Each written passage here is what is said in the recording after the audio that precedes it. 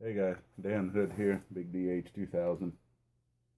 The other day I noticed something that there was a trick somebody taught me on the forum a long time ago, and I noticed that I've been, shall we say, kind of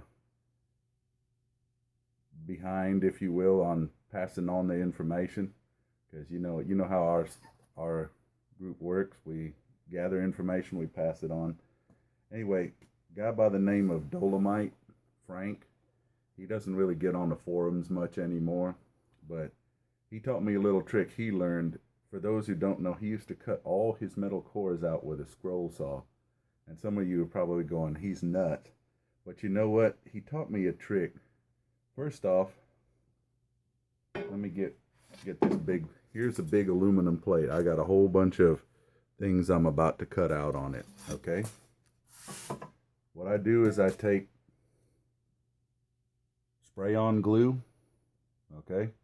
If you look, the list of stuff it does is important. You can find this almost anywhere, including any place where they need to stick on stuff on the poster board, like the office supply place. Home Depot has it, Walmart, Target. It's just, it's a little hard to find, and it's not cheap, okay? A bottle like this probably run you about 10 to 15 bucks, but it lasts a while. Just take this off just like spray paint. Spray all the aluminum, okay? Stick down all my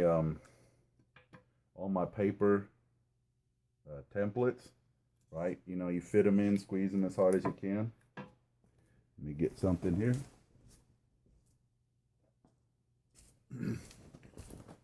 After that, I cover the top with clear packing tape for two reasons. A lot of people don't realize this, but tape actually has an anti-stick formula in it. Some of you are probably saying, anti-stick, tape's supposed to stick. Nah, glue on tape is actually too sticky, so they mix it with some varying degrees of this formula that allow it to be, so that it sticks a certain amount and doesn't stick to everything in the process while you're trying to put it down. Well, that anti-stick actually works as a lubricant for a saw blade, okay? But I put the clear on top because when I'm sawing, there's dust. Sometimes you have to add a little oil, depending on what all you're doing, drilling, all that. The clear you can see through, and it also protects your paper. Next, I've got this. This is just a fancy version. All it is painter's tape, guys. You know the blue stuff you find everywhere? This is a green version that comes in all colors. I put 2 layers of it on the bottom. Now, why do I specifically say painter's tape? Packing tape is pretty sticky. Painter's tape is not. It's meant to just be sticky enough to put on something till you've painted, and then you peel it without it taking any of that weak paint off.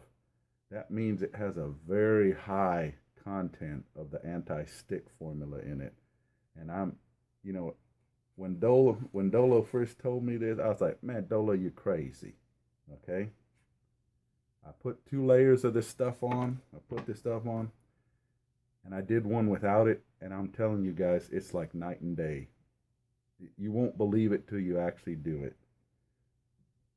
Packing tape on the bottom, packing tape on top, painter's tape on the bottom, both of which I think you can buy just about anywhere in the world in some shape or form. If you can't find painter's tape, masking tape.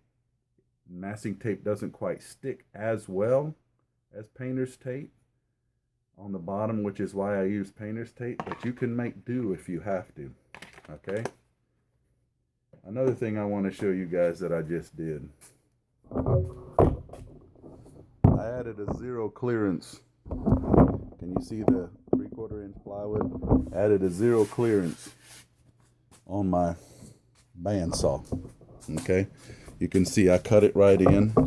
I've got 4 screws holding it in. Yeah, it's a bit of a pain to swap out the blade if anything goes wrong, but I'm mainly adjusted for this bimetal 1/4 inch, 14 teeth per inch blade, because I very rarely take that off. The only time I take that off is when I'm cutting shapes out of natties. Okay, and then I use a slightly bigger one, but I could still use this too. It won't hurt it at all. Anyway, I'm about to get going on cutting some of these shapes out. Hopefully that helps some of you guys with your cores. And if you really use that tape, you can use a scroll saw. You can get either a number 7 or a number 12 Flying Dutchman blade, and just push slowly. If the blade starts to bow, that means you're pushing too hard. Just push slowly. And even with a scroll saw, you can cut out cores. I've done it before. Okay?